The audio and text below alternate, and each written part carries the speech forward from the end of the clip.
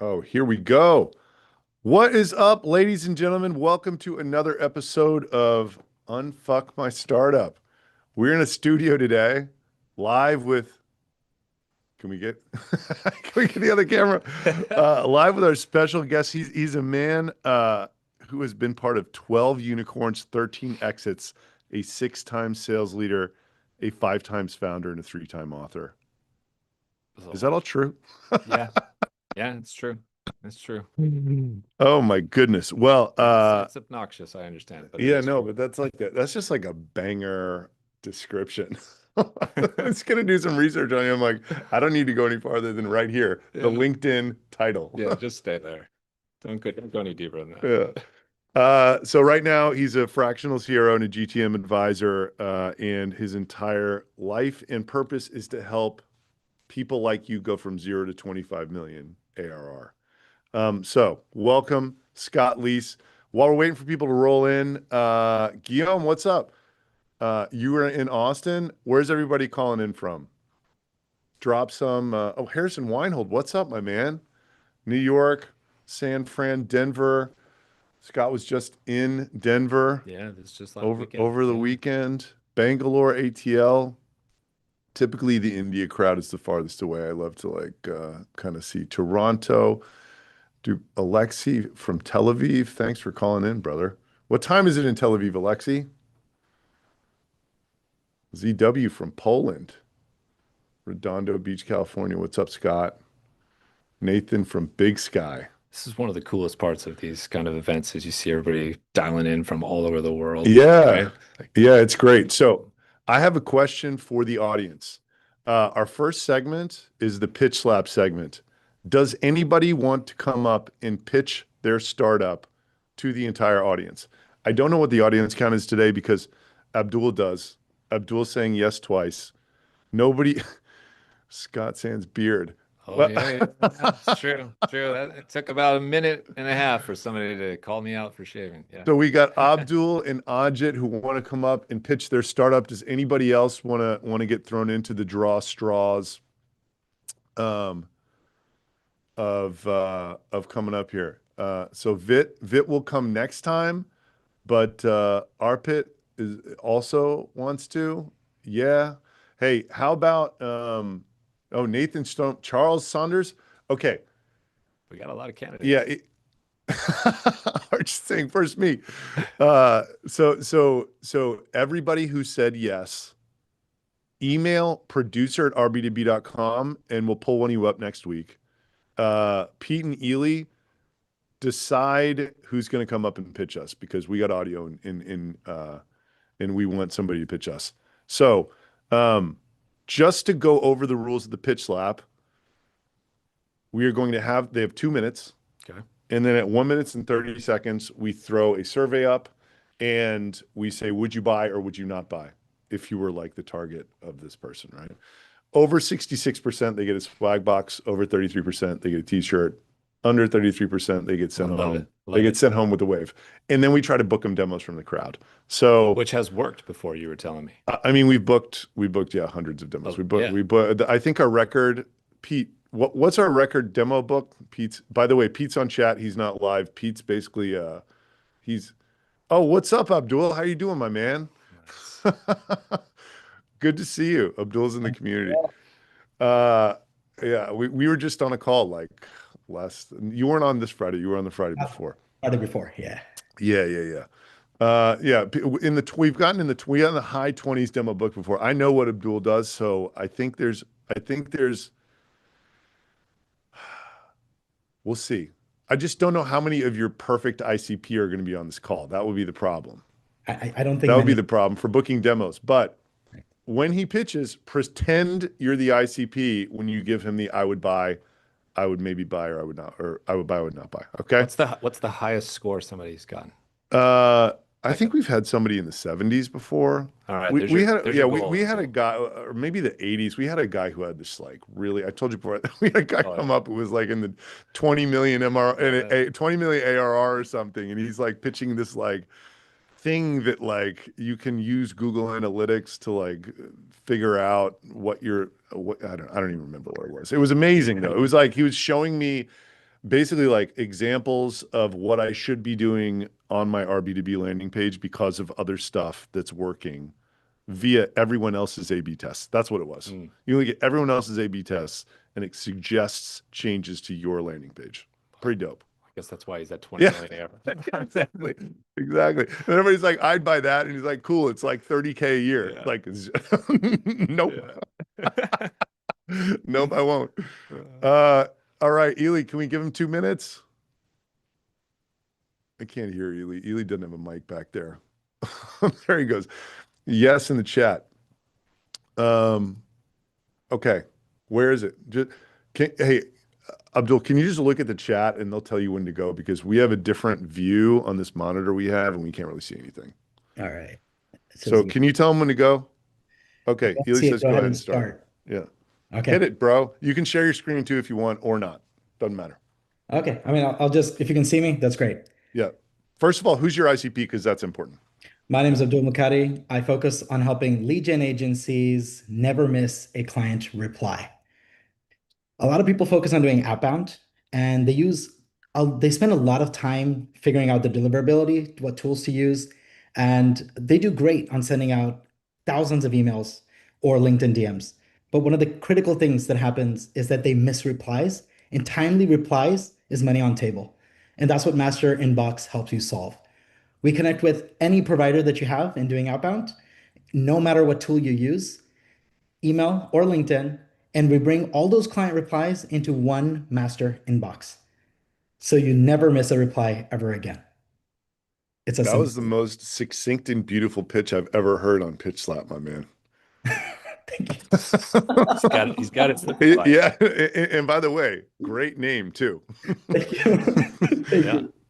And you might, I mean, look, you might get the record for the highest, It's going to be close. for the highest percentage buying of all time. Thank you very much. I mean, what was that, like 26 seconds or something?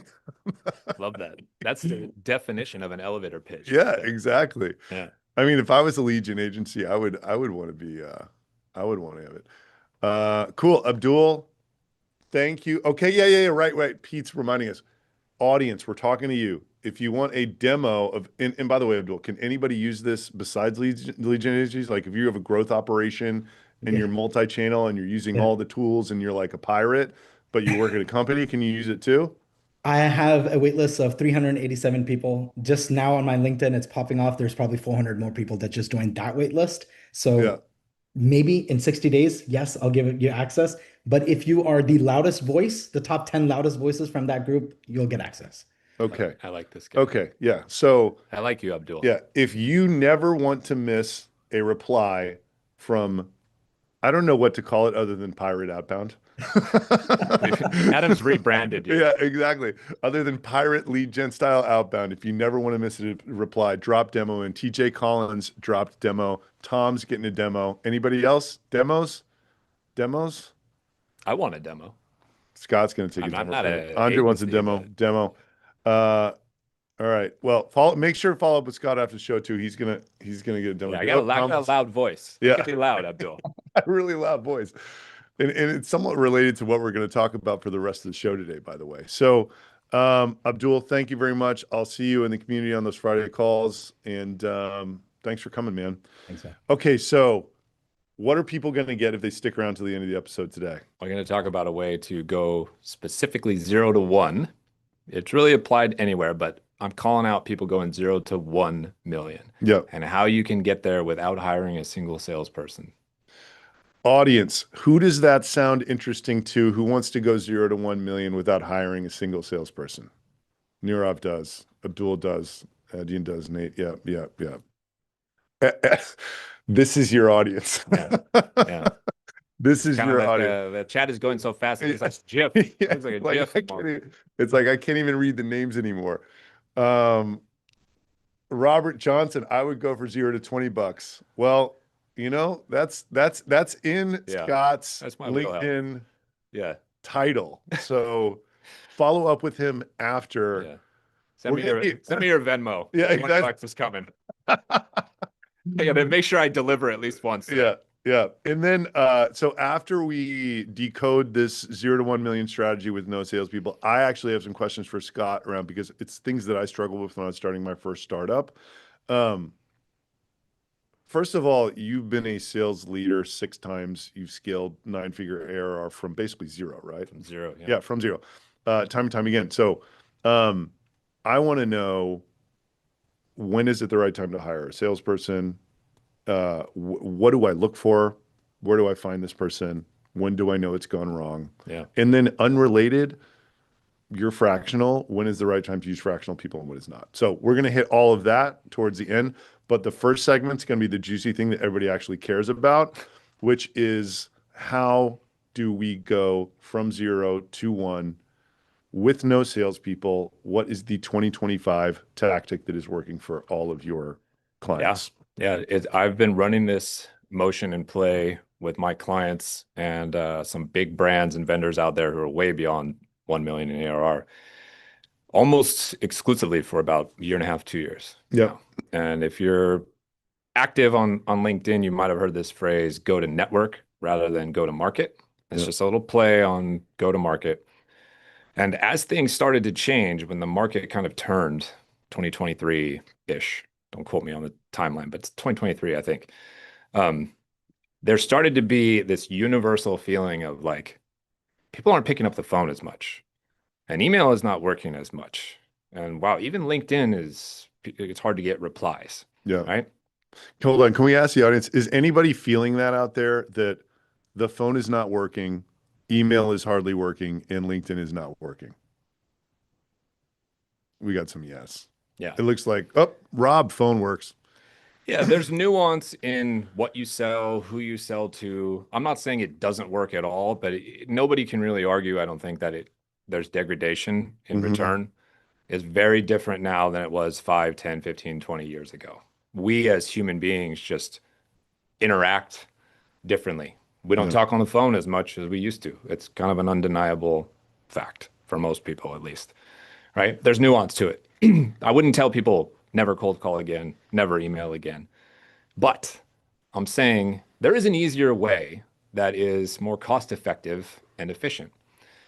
And the weird thing is, part of this motion has been around from the beginning. If you've raised money from venture capital or even angels or friends and family, one of the first places people get their first or second customer from all the time is from their investors, which is almost always an introduction or a referral.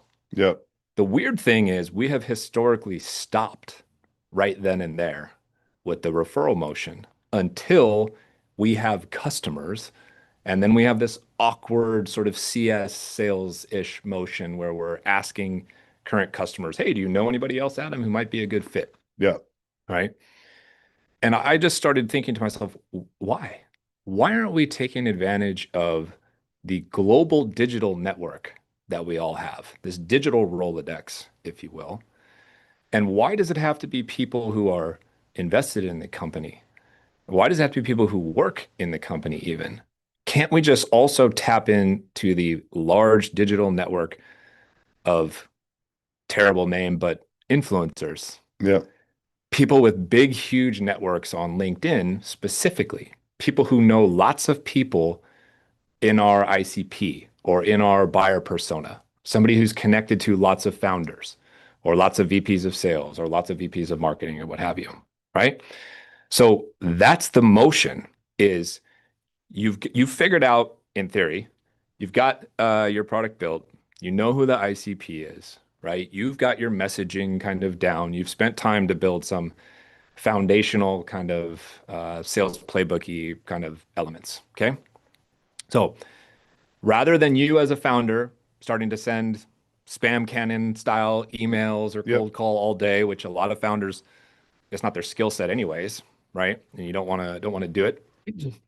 Rather than do that, why not go to the Adam Robinsons of the world, the Scott Leeses of the world, whoever is sort of active in your kind of category, right? Or whose content you enjoy, who has 100,000 followers plus, 50,000 followers plus. Make a big list of those people, okay? And then reach out to those people one by one and say, hey, Adam, I don't know if you do any kind of referral business or affiliate work or anything like that. I love your content. You got a big network. I built this company called XYZ. We solve da da da da da. If you're open to affiliate work and making some extra income and making a couple intros now and then, I'd love to talk to you a little bit more. Okay. Most people in our kind of world and atmosphere are open to additional streams of income, especially if they are low effort, high yield. Yeah. And making a quick intro is very low effort. And depending on your deal size, it could be very high yield. If you've got $1,000 annual product and my payout is going to be $100, I probably don't care that much. If you've got a $100,000 product, that's 10 grand. I could do a lot with 10 grand for just making an intro. It's not much work. I might do that every day, twice on Sunday, right? So if you've got the right size ACV, you reach out to this list of yours and you see how many people are open to it. I think you'll find 30, 40% of people will say, yeah, sure. I'm happy to do some affiliate work, but they want to know more. They want to verify that you're a good person, that your product works. They want to understand, because they're going to put their name behind it. They want to make sure it's like legit, right? Yep. So let's say you sign a few of those people up. Your initial goal should be to sign up 10 of those people. Okay. I know personally about 5% of the people that get sent my way that somebody wants an introduction to. Out of that 5%, 80% of those people will take a meeting if I make the offer an introduction. So let's say your average deal size is 50K, just for the hell of it. That's 200K in pipeline that I just opened up for you. If you have 10 versions of me, that's $2 million worth of pipeline. And you can run this motion on a cadence of every 2 to 4 weeks. So I want you to just start doing some of that math on your own for your own businesses out there. All right. So backpedaling now, you get a bunch of influencers, people with big networks, could be industry experts, doesn't matter who they are really. All right. You sign those people up. You have some generic kind of 1-page, 2-page, referral agreement. Okay. In SaaS, the average term is like 10 to 20% of first year's ARR. You're going to want to overcomplicate it. You're going to want to say, okay, well, I'll pay you, 15% year 1, 8% year 2, 5% year 3. From my seat, nobody cares about that stuff. Yeah. They don't. You're just overcomplicating it. I'm not sitting here thinking, oh my gosh, my intro I made 3 years ago, is that going to hit and I'm going to get paid again? Yeah. So don't do that. Don't do that. You're also going to want to play around with the numbers. You're going to be like, well, $1,000, like everybody should be motivated by that, right? This is going to sound bougie, but like not everybody is. Right. And the people that are good at this motion, you have to understand that they might be in a different economic bracket. And so $1,000 might be a lot to somebody out there or you as a founder who's just getting started, but it's not necessarily to some of these people who run this motion and have been quite successful, right? So don't mess around with the percentages. Yeah. Pay people well. Pay people fast. Make them feel involved. Communicate with them. Make sure they get feedback on, hey, this intro that you made, that turned into a meeting. That meeting turned into a contract. That contract's worth 250K. If that sucker closes, you might get 25 grand. You're motivating me. You're keeping me involved. Yeah, because you might go back to the guy and be like, hey, how'd that demo go? And just try to do a very we'll go back and nudge. Yeah. Because there's a little 10 judo, grand, 25 grand on the line, right? Yeah, if there's $500 on the line, I'm not going to do some of your work. I'm not going to go back and nudge. Yeah. All right. So you sign up these people with a real simple agreement. You've got 10 of them now. Okay. Now what you do is you get them to download their LinkedIn connections into a CSV file. You go into LinkedIn profile and settings. I don't know if everybody knows this already, but you can download a list of your connections. Okay. Now you overlay that list of those affiliates connections with a list from your prospects. So these are all people that you want to talk to, Yeah. your prospect list, okay? And you find where it matches. And then you send the referral partner, me, you send me a list of 50 to 100. Don't send me 10,000 or, some big, huge number, because I'm going to look at that file and be like, I don't have time for this. Yeah. Right? I need like 2 hours on Sunday to look at this. You're going to delay me. But if you send me a small list of like 50 to 100, I can eyeball that sucker in a minute or two. As I look at it, again, I'm going to know 5% well enough that I can probably text. Yeah. Like right now. Like if Abdul was back here, right? And he was like, Scott, I just emailed you a list of 100 prospects that I want to talk to. They're all first degree connections of yours. Yeah. I've already done the work for you, so you don't have to check that. Just scan real quick. I know 5 of them for sure. Just looking at the name. Probably more when I take the time to click on some names that look familiar or the company that looks familiar or whatever, right? Now I just opened up X amount of pipeline for Abdul. Again, multiply that across however many influencers you signed up and get into a cadence of sending me a new list either once or twice a month. A motivated referral partner that you're communicating with well, and the offer, the incentive on the offer is there, that person will not be bothered. Yeah. A lot of people think, oh, I don't want to bother these people all the time or whatever. So you're not bothering me. It takes me 2 minutes to look at this list, and I have an opportunity to make money and potentially help a colleague slash friend, whoever in my network, solve a problem of theirs and help you. I feel good. That's a win-win-win. Everybody's happy. You didn't have to prospect anybody, which is annoying. The buyer didn't have to get prospected, get interrupted throughout their day and everything like that, right? The relationship starts off on trust. Because what I do when I see a name that I know is I go to them and say, hey, Adam, I don't know if you have this problem or not, but my buddy Abdul has built this thing.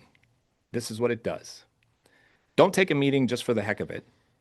But if you do have this problem and you want to talk to somebody about it, I can vouch for Abdul. Good guy, good product. I put my name behind it, etc. Let me know if that's interesting to you. 80% of those people say yes to me. Say, actually, I do kind of have that problem. Yeah. They might say, I don't think I'm really buying right now, but you know what? I trust you, Scott. I'll take your word for it. I'm curious. Yeah. Right? Then I make a little intro that says, hey, so-and-so, meet my friend Abdul. Hey, Abdul, meet my friend so-and-so. Y'all take it from here. And I get the hell out of the way at that point in time. And now it's on you, right? Yeah. Just doing that is so easy to get to $1 million of ARR. If you're already beyond $1 million, you can run this play. There's no reason you can't. You can do it at a big scale. You can go from 10 affiliate partners to 100 affiliate partners. Basically, you could turn everyone out there into a commission-only style salesperson. You're not paying salary to.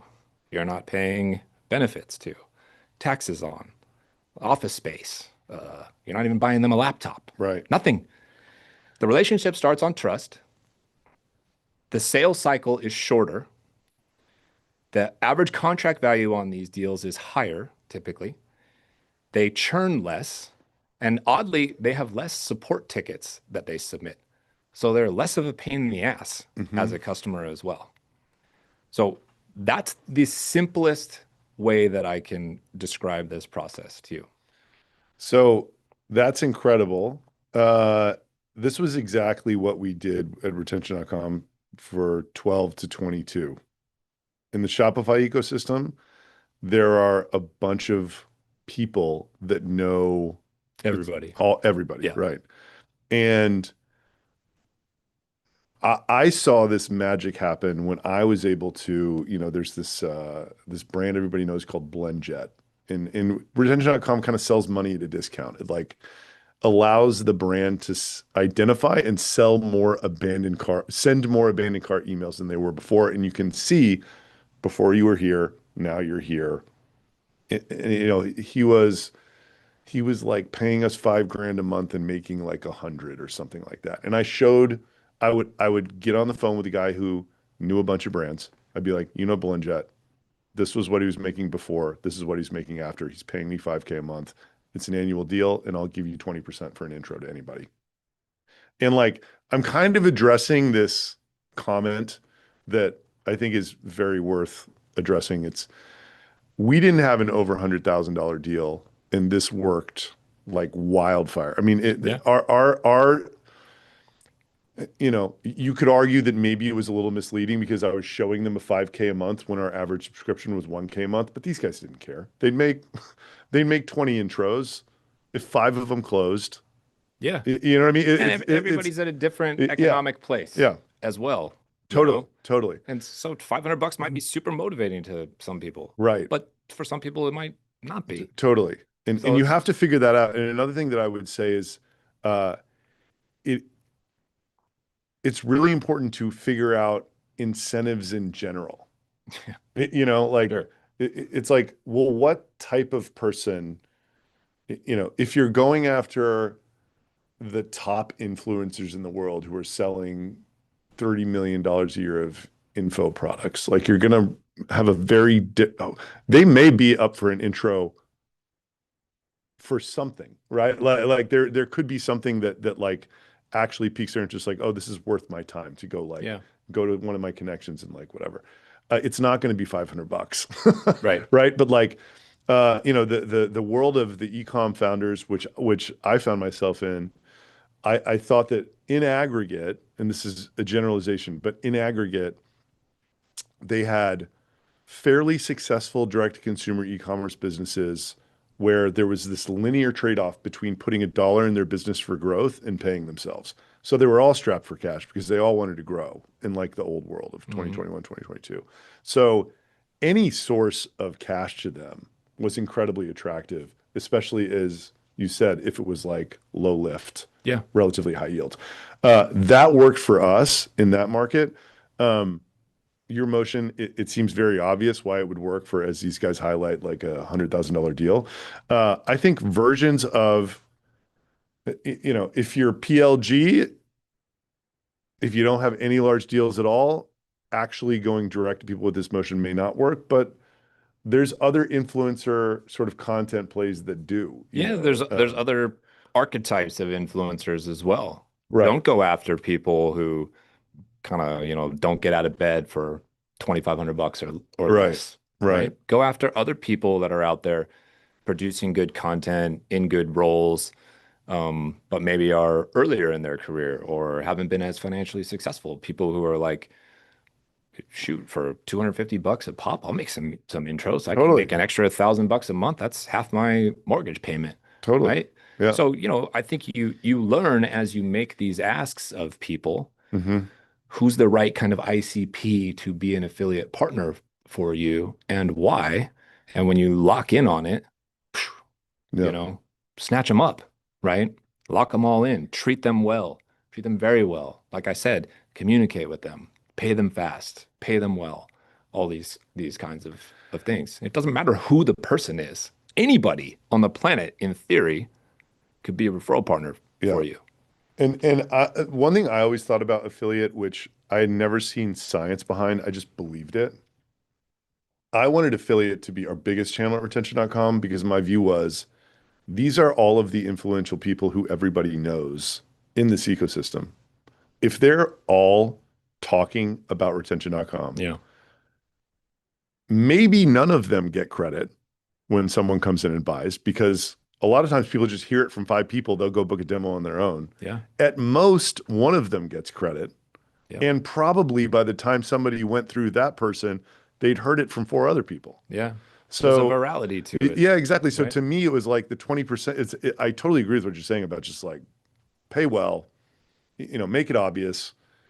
I wouldn't dick around with that whole like, Yeah. oh yeah, we're going to scale down years 2 and 3. It's just like, Too complicated. yeah. And You're it's making me like, think too much. totally. And it's like, it's just so valuable to have a bunch of people out there talking about your brand. Yeah.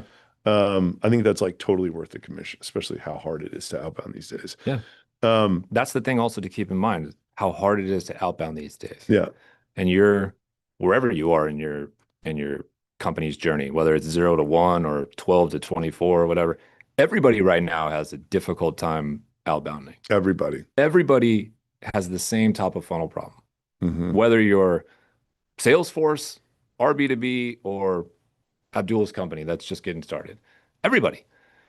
So this is an easy avenue to explore that costs nothing. It doesn't cost anything. Right.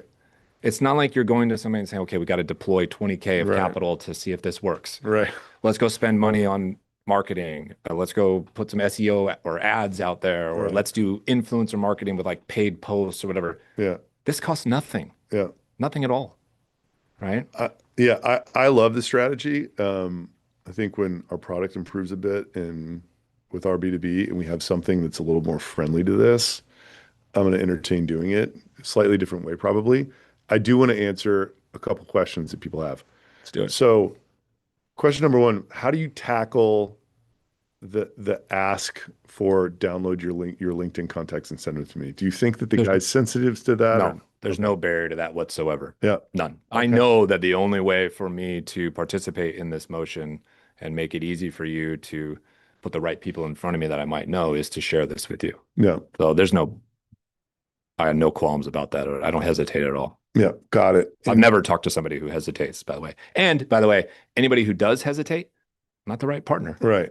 If they're sketched out about it, Totally. then just be like, all right, no worries. You're not the right person. Yeah. Off I go to the next. Yeah. What am I going to do? Try to overcome objections with this person?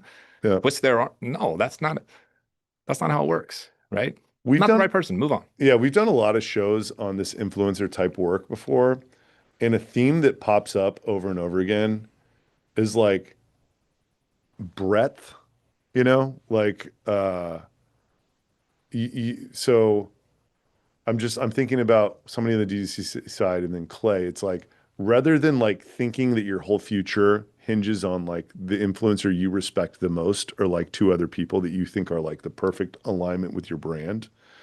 If you can get this motion going with 20 people, Yes. it's going to be more than 10 times Yes. better than that. Like, Yes. like the smaller and medium guys, for a lot of reasons, are kind of more effective. Yeah, they're better, maybe. Yeah, exactly. And they're more motivated. They care more. And, More motivated. and something about they don't have big audiences, but a lot of times the smaller audiences are more engaged in this breadth of audience. So like that was a theme that I heard all the time.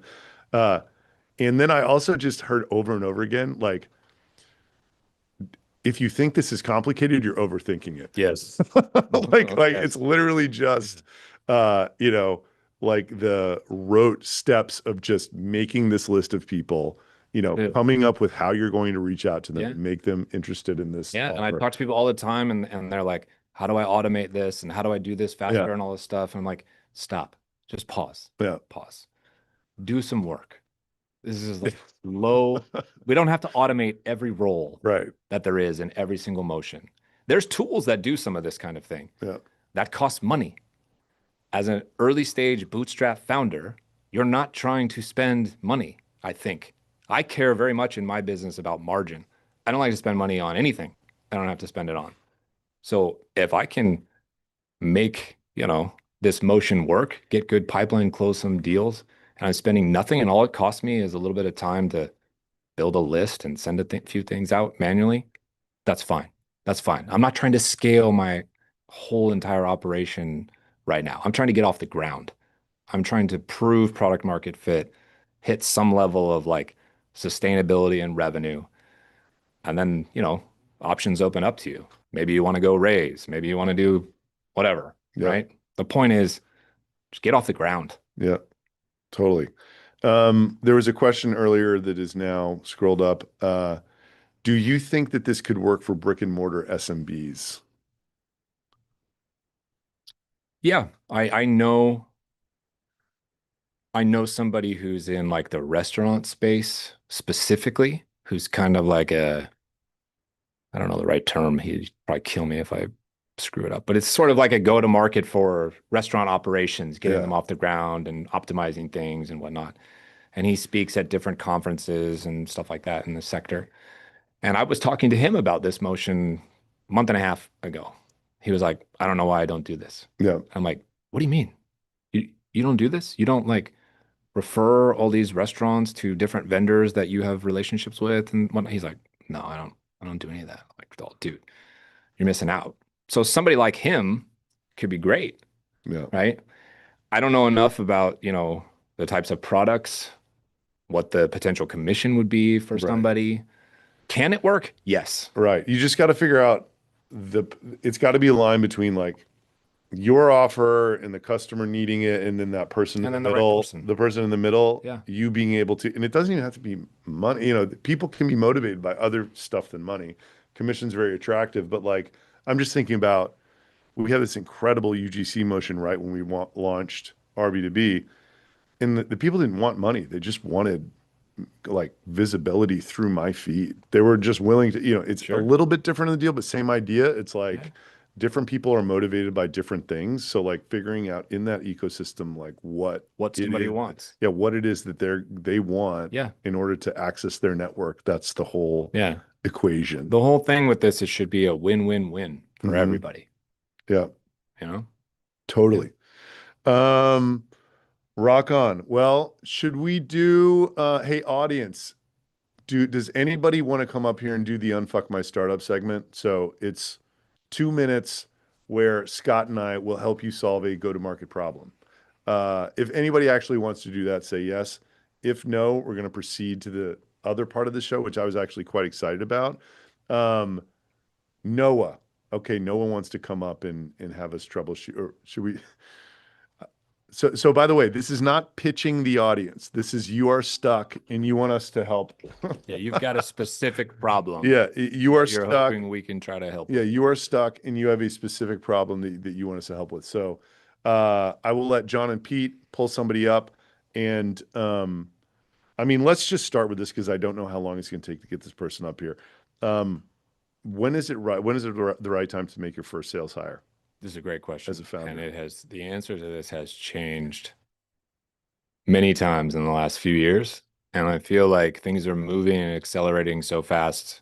If you ask me this question 6 months from now, I could potentially have a different answer, right?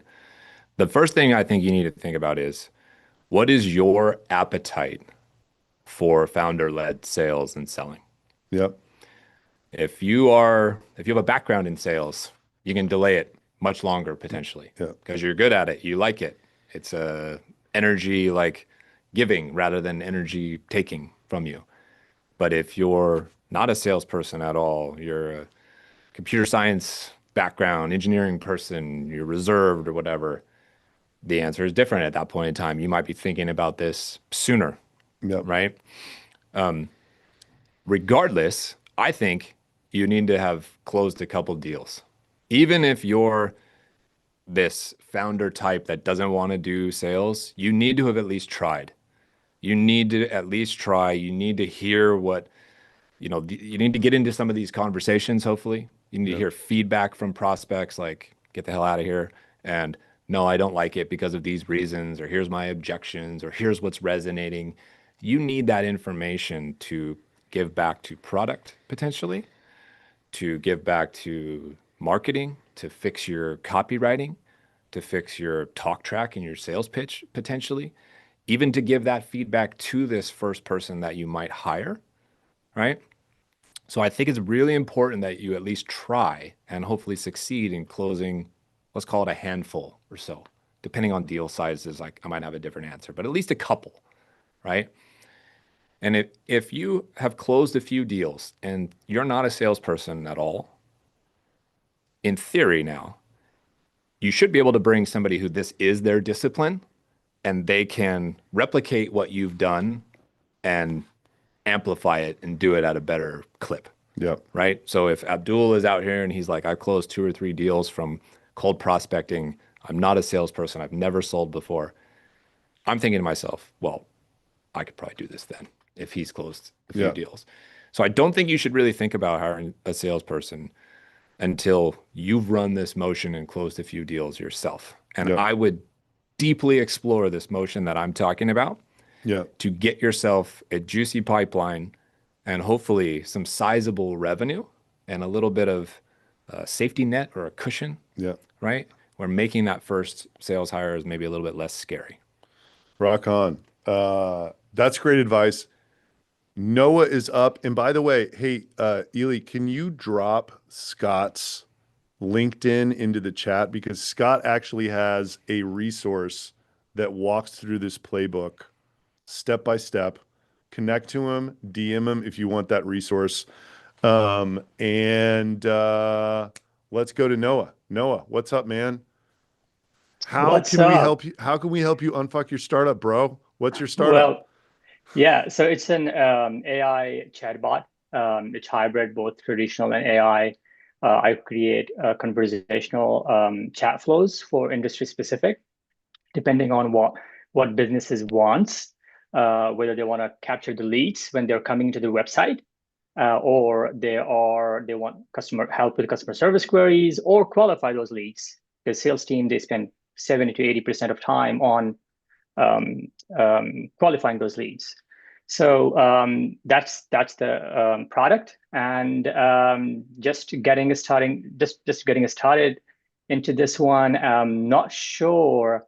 I've been going to local meetups and meeting people, speaking to marketing agencies, because they help their clients spend a lot and getting traffic to the business, but 70 to 80% of, or 90% of the website visitors leave without taking action. And that's why I love RBTB, where they can track those visitors. And I help them, my AI assistant helps them to capture some attention and capture some of the leads. So I have spoken to marketing agencies. They love it. They want to refer it for free. They want to put it as an add-on to their product, marketing services products. But I haven't seen any results yet.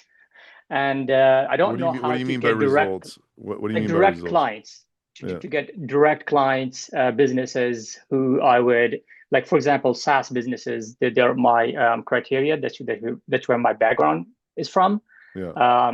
Haven't gotten any. I will be starting the outbound, like maybe Yeah. LinkedIn or email. Can I That's jump in here for tradition. Can I jump in here for a second? Yeah.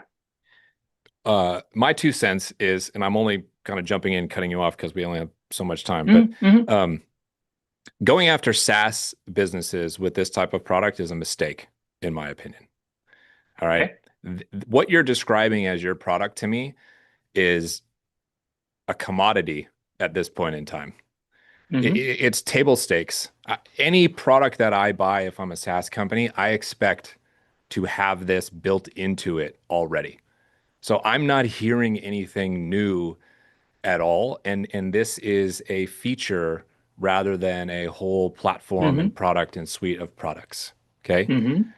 So I think you're going after the wrong ICP. What I Mm-hmm. think you need to do is take your product to industries and folks who this is like a revolutionary thing for still, because they are existing in a world that is antiquated and not up to speed with automations and chatbots and AI and all this kind of thing. So I would be Mm-hmm. going to these more old school kind of services, businesses, brick and mortar kind of businesses and retail businesses and stuff like that, where I think you'd get a warmer reception. That's my feedback. I'll turn it over to Adam to Uh, see if he has. yeah, I was thinking the same thing. I mean, it sounded like, but the whole thing going through my head was like, well, is this already in intercom?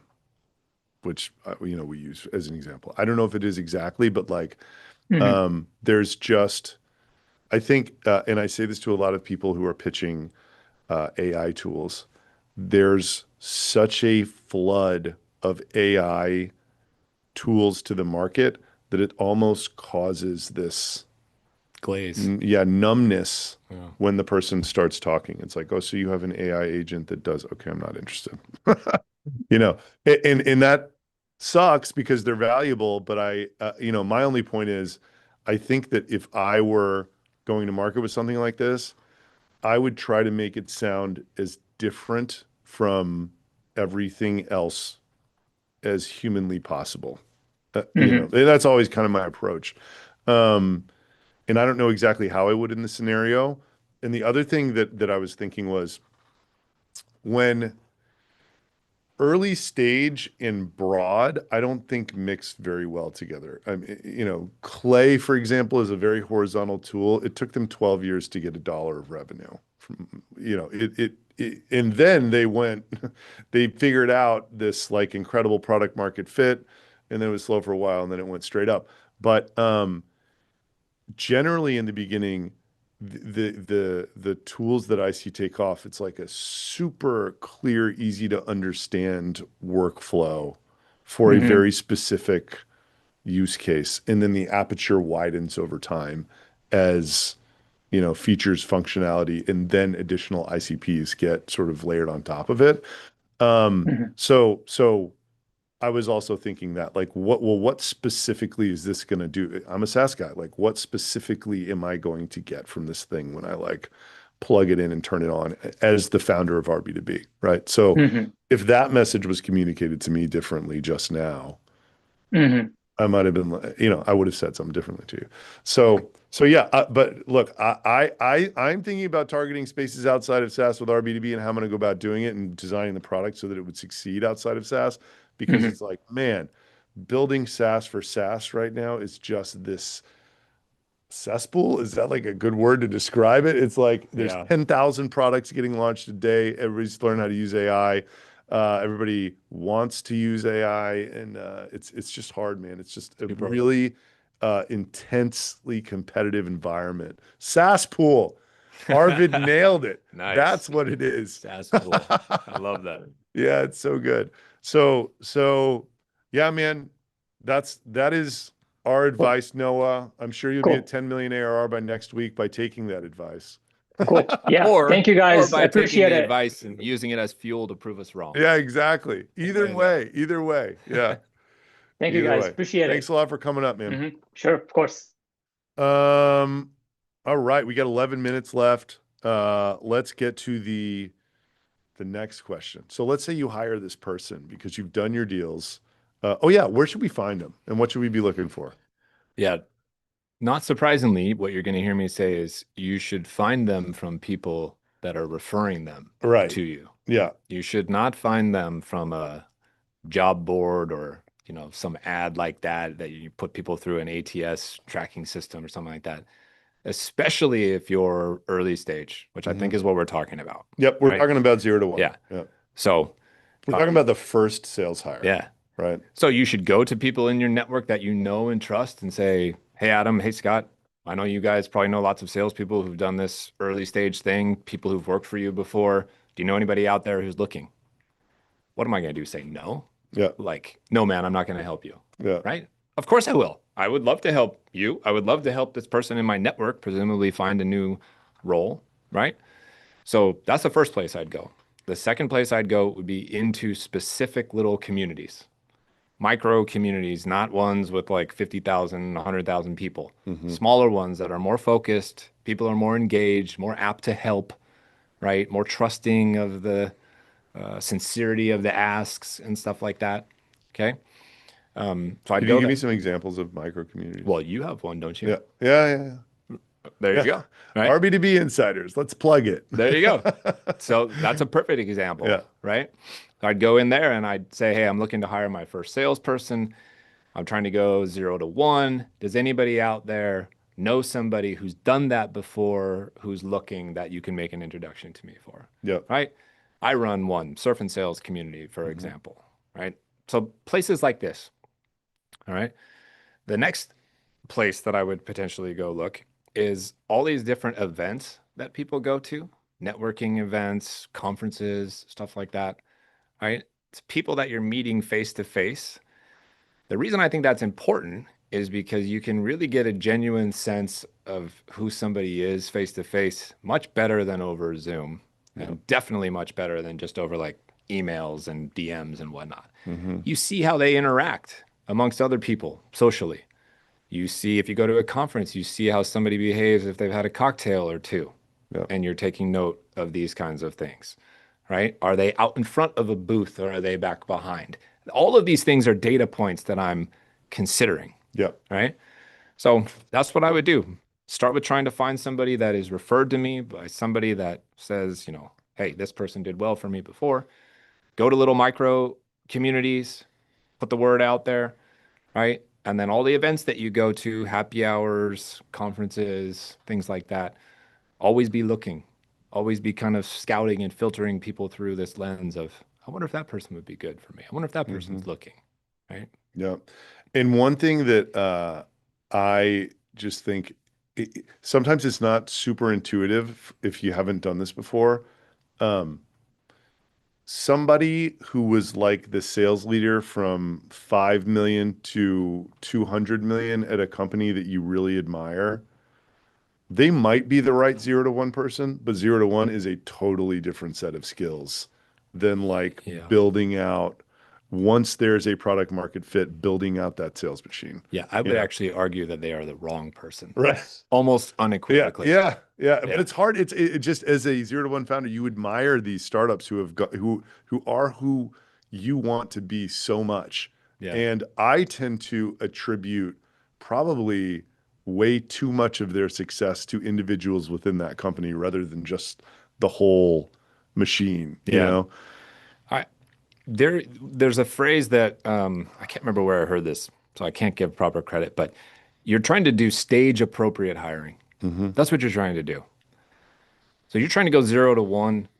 You're either looking for somebody who has done that exact thing before and not is willing to do it again, who wants to do it again. Right. Big difference. Yeah. And if you can't find that person, then you're looking for the person who sat shotgun, meaning Adam was the head of sales at the 0 to 1, but I was Adam's, lieutenant or left-hand man or whatever. I was the second person in there. Yeah. I watched everything that Adam did. I studied it. I have his playbook. I am his apprentice. I am his mentee.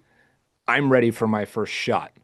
That type of person is the right person. You don't go hire for your 0 to 1 startup ex Salesforce VP, an ex IBM VP, or even a strategic account executive. Those people have operated in such a different world, right? That it doesn't translate. This is one of the most common hiring mistakes that is made, is people over-index on X, whatever company name, kind of branding and logo stuff. Then they over-index too much on industry expertise.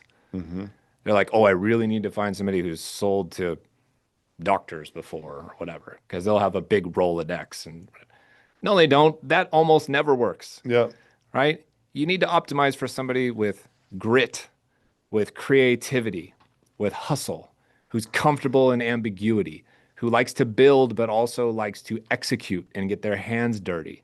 All of these kinds of things. That's sales acumen.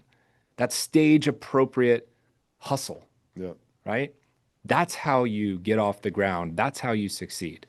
Not optimizing for a Rolodex or an ex-IBM kind of person. It's very frustrating as somebody who's seen this movie so many times before, give people this advice, and then some people still don't believe me. Yeah. Then they suffer through the mistake. Then they come back and they're like, oh man, it didn't work out. And I'm like, I fucking told you so, man. I've been given similar advice, gone against it, and it didn't work out. So that's why I asked the question. It's like, it's just hard because of how the human brain works and how the impact that status has on our, perception of individuals and decision making. Yeah. I think I would try to invite people to reframe what you're looking for as somebody who can do, as somebody who wants to do more than somebody who has done and is willing to do.